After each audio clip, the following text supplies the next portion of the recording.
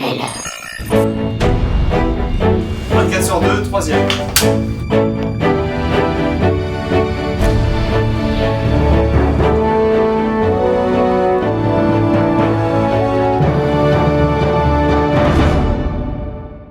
Peut-être que vous n'avez jamais entendu parler de ce film qui se glisse parmi les films d'horreur cultes. Et pour cause, l'exorciste en a fait voir des vertes et des pas mûres à son public. Mais pourquoi ce film fait-il tellement parler de lui? Et puis d'abord, est-ce que cette histoire, elle est même réaliste? C'est ce que je vous propose de découvrir dans cet épisode.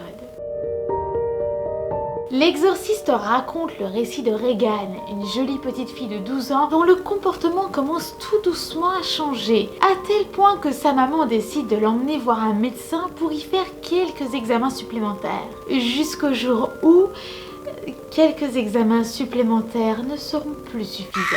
Cette histoire sort tout droit de l'imagination de William Peter Blatty. Enfin, de son imagination, pas tout à fait. À vrai dire, cette histoire lui a nettement été inspirée par une autre histoire. Vraie ou fausse? Je vous en laisse seul juge. Nous sommes en 1949. Le petit Ronald Uncle, que vous connaissez peut-être mieux sous le pseudonyme Rolandou, était très proche de sa tante Harriet, une inconditionnelle de la planche de Ouija. Elle apprendra même à Ronald à s'en servir. En janvier 1949, Harriet décède, ce qui est un coup dur à accuser pour Ronald, très attristé par la nouvelle. Petit à petit, le jeune garçon commence à voir et à entendre des choses bizarres. Des grattements au niveau du sol, au mur de sa chambre. Ronald voit également l'eau couler de ses murs et mieux encore, son matelas se met à bouger. Ronald fait part de ces événements pour le moins particuliers à sa mère qui décide de faire appel à des psychiatres en premier lieu, des médecins par la suite et enfin à des pasteurs. Mais aucun d'entre eux n'est capable de fournir une explication claire et rationnelle à la famille. Fin février 1949, elle fait appel à un prêtre catholique local, le père E. Albert Hux, dont le rite d'exorcisme sera interrompu très rapidement après que Ronald ait réussi à se détacher de son lit, à arracher les ressorts du matelas et à se mettre à fouetter le père avec, pile sur ses épaules. Par la suite, des griffures rouges commencent à apparaître sur le corps de Ronald, dont certaines forment le mot Louis. La famille originaire de Georgetown à Washington DC prend ça comme un signe et décide d'aller rendre visite à leur famille se trouvant à Saint-Louis. L'une des cousines de Ronald est à l'université de Saint-Louis, où le révérend William Bodern enseignait. Il lui fait part de sa situation familiale quelque peu problématique. Le révérend demande alors la permission à l'université d'effectuer un exorcisme sur le jeune homme, aidé par le père Walter H. Halloran, eux-mêmes entourés de quelques assistants. Ils débutèrent en mars 1949 un exorcisme sur Ronald. Ils sont alors témoins de griffures sur son corps et du matelas qui bouge. Le prêtre et le révérend attestent qu'en journée, il n'y a rien d'anormal à signaler. Ce n'est qu'une fois que le jeune garçon se met au lit que les cris, la folie, l'état de transe et des sons gutturaux, c'est-à-dire des sons rauques, commencent. Peut-être qu'il faut arrêter de se mettre au lit à ce moment-là. C'est un conseil. Les deux hommes témoignent également d'objets qui volent en la présence du garçon et de réactions extrêmement violentes de sa part lorsqu'on lui présente un objet sacré. Bodern, le révérend, affirme également avoir vu une croix se dessiner sur la poitrine de Ronald sous forme de rayures, ce qu'il associe selon lui au chiffre 10, qui serait le nombre de démons qui possèdent l'enfant. D'autres témoins affirment également que des fourches rouges partaient des cuisses de Ronald et serpentaient jusqu'à ses chevilles. Un spectacle qui arrivait toutes les nuits. C'est chaud l'ambiance à la maison. Le 20 mars 1949, pendant l'exorcisme du révérend et du prêtre, Ronald a uriné sur son lit et s'est mis à crier et à jurer, lassé de constater que l'exorcisme dure depuis un moment et que rien ne semble s'améliorer. Les parents de Ronald décident de l'emmener à l'hôpital Alexian Brothers pour un traitement plus sérieux. C'est le 18 avril 1949, après une énième nuit d'exorcisme et de cris de Ronald, après 7 minutes complète de discours religieux des deux hommes, que Ronald finit par sortir de sa transe et affirme que le démon est parti. Et c'est comme ça que l'exorcisme de Ronald prend fin et que le jeune homme reprend une vie normale. Leur maison à Washington sera quant à elle laissée à l'abandon, dont il ne restera plus rien d'autre qu'un seul terrain vague. Quant à la chambre d'hôpital, elle a tout simplement été condamnée et mise sous scellé après l'exorcisme. L'établissement sera détruit par la suite en 1978. Et c'est sur cette base que Blatty compte écrire son histoire. Tout au long de leur exorcisme, le révérend et le prêtre ont écrit jour après jour les aléas de cet exorcisme dans des journaux, ce dont Blatty se servira pour écrire son roman, mais en y modifiant quand même quelques détails. Ainsi, si les deux protagonistes vivent tous les deux à Georgetown et ont vécu des actes similaires, William Peter Blatty a tout de même laissé libre cours à quelques changements. Le petit Ronald de 13 ans devient Regan de 12 ans. Ronald, contrairement à Regan, n'a pas vomi, ni fait de rotation à 360 degrés, on va en reparler, et il n'a pas fait signe de se chatouiller les parties intimes avec un crucifix. Alors là, je vous aurais bien mis un extrait, mais je pense que je teste assez comme ça les limites de YouTube et je ne vais pas lui faire la guerre sur tous les fronts. Blatty écrit donc son livre qui connaît de bonnes ventes, mais rien d'extraordinaire. L'auteur décide d'adapter son livre au grand écran et de le proposer aux sociétés de production, ce qui est un bide pour lui, ou presque. Nullement intéressé par un livre qui n'a pas de réputation particulière, les sociétés de production ferment toutes leurs portes sans exception. Et puis, revirement de situation. Le livre de Blatty connaît finalement un succès impressionnant, plaçant son livre parmi les blockbusters de la littérature. Et Blatty voit ainsi toutes les portes du cinéma se rouvrir à lui. Oui, c'est comme ça que ça fonctionne dans le domaine. Laissant à Warner Bros. Pictures obtenir les droits. Et maintenant qu'elle a les droits, elle souhaite un scénario incessamment sous peu. Alors Blatty s'exécute, mais n'est pas scénariste qui veut. Edwards, réalisateur et acteur américain, propose à William Friedkin de lire le scénario pour le réaliser. Ce dernier refuse la proposition sans discussion, trouvant le scénario mauvais. Alors qu'il quitte les lieux, Blatty rencontre Friedkin sur le parking et au grand étonnement du réalisateur, se présente et le remercie pour sa franchise. Il a bien conscience que le scénario n'est pas bon et c'est pour ça qu'il a besoin d'aide. Friedkin, qui n'est toujours pas convaincu, accepte néanmoins que l'écrivain lui fasse parvenir le livre pour se donner une idée. Et bim, dans le mille, Friedkin annule tous ses plans de la soirée pour lire le livre. Il adore, et c'est certain, il aidera Blatty à améliorer le scénario. Et mieux encore, il réalisera le film. Enfin, oui mais non, parce que si Blatty et Friedkin sont très emballés à l'idée de travailler ensemble, Warner Bros. Pictures n'a aucune envie de donner le job à Friedkin. Non, Warner Bros. Imagine plutôt quelqu'un comme Stanley Kubrick, qui décline gentiment l'offre parce qu'il ne souhaite réaliser que ses propres histoires.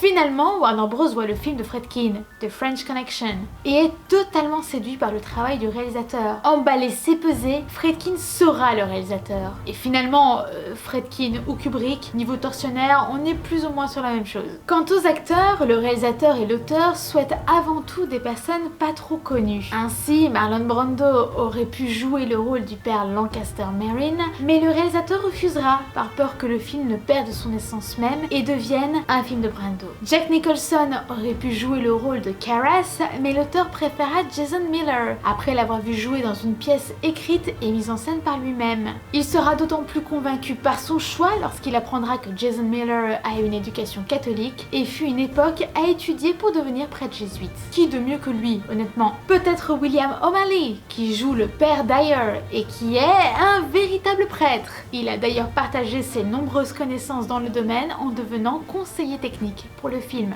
Audrey Hepburn aurait pu jouer la mère Chris McNeil, mais refusera le rôle finalement puisque désireuse que le film soit tourné à Rome, où elle habite. La production ne pourra malheureusement pas accéder à cette requête. Pamela Ferdin aurait pu jouer le rôle de Regan, mais malheureusement trop connue aux yeux de l'équipe. Le rôle se verra proposé par la suite à Denise Nickerson, dont les parents refuseront la participation après avoir pris connaissance du scénario. Et puis, quelques centaines d'autres actrices passeront le casting. Et parmi elles, Linda Blair, dont le casting ne laissera pas indifférent. Et pour cause. Lorsque Linda se présentera au casting, la rencontre avec l'enfant de 12 ans est très particulière. Tu connais l'histoire de l'exorciste? Ouais, j'ai lu le livre. Ça raconte quoi? C'est l'histoire d'une fille possédée par le diable et qui fait des mauvaises choses. Quoi comme mauvaises choses? Elle frappe sa mère au visage, elle pousse un homme par la fenêtre, et se avec un crucifix. Le réalisateur regarde la mère qui souriait. Tu sais ce que ça veut dire ce masque? Ouais, c'est ce non? Tu l'as déjà fait? Ouais? Pas vous? Ok. Mais Linda a beau en savoir beaucoup dans certains domaines de la vie, lorsqu'elle a pris connaissance de ce que son personnage devrait dire par moment, elle a simplement rétorqué Nope. Et oui, effectivement, il y a certaines limites au jeu. Alors certes, Linda a dit de sa propre bouche toutes les horreurs que Pazuzu, le démon qui la possède, avait envie de dire, jusqu'à en perturber son collègue de travail, Max von Sydow, qui en oublie ses propres répliques étant complètement abasourdi parce qu'une petite fille de 12 ans pouvait bien lui dire, mais la production décida quand même de l'épargner de certains actes. Par conséquent, si c'est bien elle qui se jette sur sa mère telle une possédée, elle était facile, jusqu'à s'en faire véritablement mal au dos. Ce n'est pas elle qui joue avec le crucifix, ni elle qui se bagarre avec le père Karras, mais bien Ellen Dietz, la même qui jouera le rôle de la mère de Karras. Puisqu'il sera estimé que certaines scènes sont un peu trop violentes à jouer pour, rappelons-le, une enfant de son âge.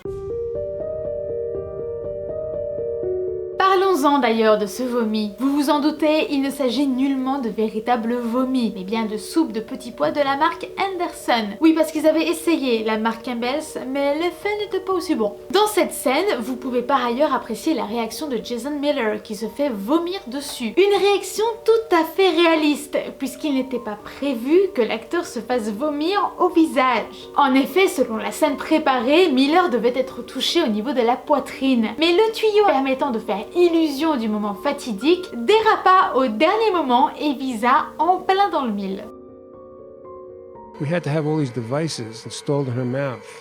And so we had Eileen Dietz, who was a performer, come in and we set her up and we did rehearsals with her and lined up the shots. And we even shot a few takes with her just so we'd have the footage.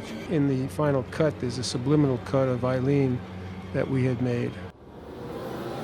Ce n'est pas la seule fois où une tierce personne se fait passer pour Linda Blair. Ainsi, si c'est bien sa frimousse que vous voyez à l'écran en pleine possession, ce n'est pas sa voix que vous entendez.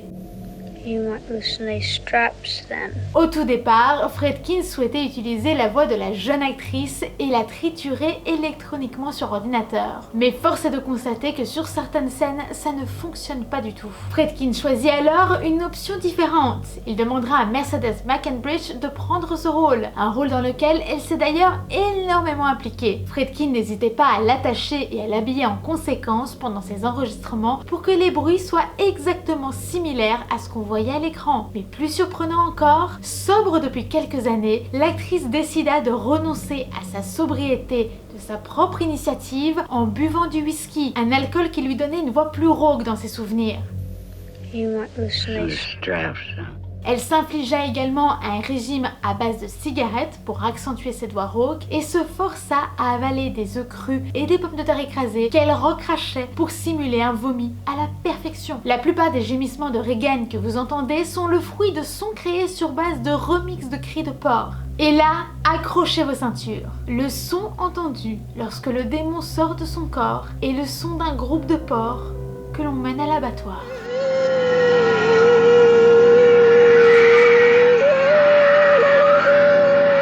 Célébrissime scène de la tête qui tourne à 360 degrés est elle aussi, vous l'imaginez bien, issue de la magie des effets spéciaux à l'ancienne. Si aujourd'hui cet effet serait probablement effectué grâce au CGI, c'est-à-dire la création des effets spéciaux grâce aux ordinateurs, à cette époque, William Friedkin a privilégié le vrai. Et par vrai, on entend une poupée à l'effigie de Linda Blair dans son meilleur make-up, avec une tête pouvant effectuer un tour de 360 degrés sur elle-même.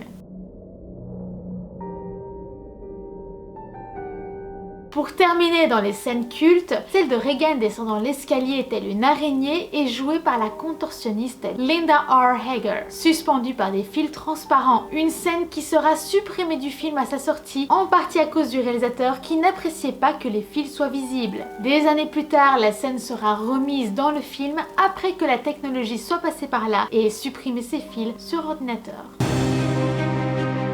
William O'Malley n'était pas le seul vrai prêtre présent dans la production. Ainsi, Thomas Birmingham joua le rôle du président de l'université et fut également conseiller technique. Un incendie se déclencha sur le plateau, consumant la totalité des décors, sauf la chambre de Regan.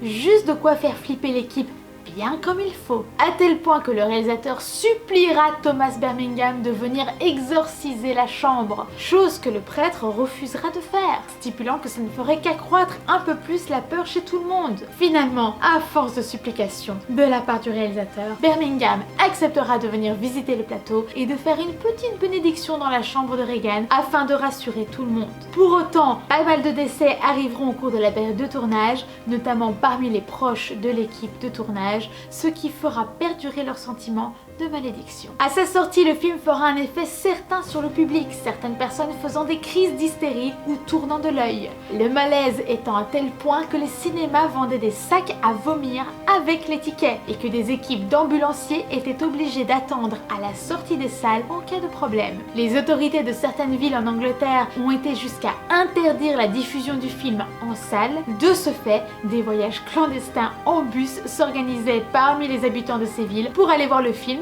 et bien dans la ville voisine. Vous l'aurez compris, le film a créé un malaise certain. Pourtant, au grand étonnement de beaucoup de personnes, celui-ci a été classé sous notion R aux États-Unis, à savoir enfant accompagné d'un adulte obligatoirement. Une ineptie totale pour bon nombre de personnes qui estimaient que le film devait être classé sous X, à savoir interdit aux enfants. Face à ce scandale, le MPAA, responsable des classements de films, s'est défendu en justifiant que le film ne comportait aucune scène de nudité ni de sexualité manifeste et que par conséquent, il ne méritait pas d'être interdit aux enfants. Visiblement aux États-Unis, on est prude, mais on n'est pas contre un petit dégueulis à 360 degrés. En réponse à une explication qui n'estimait pas à la hauteur, la ville de Washington fera tout simplement interdire le film aux enfants. Alors selon vous, il est maudit ou pas ce film? C'est ici que je m'arrête, j'espère que cet épisode spécial Halloween vous a plu, j'espère ne pas vous avoir trop retourné l'estomac, ni être à l'origine de vos futurs cauchemars. On se retrouve très prochainement pour un prochain épisode, d'ici là, portez-vous bien et faites gaffe à vous.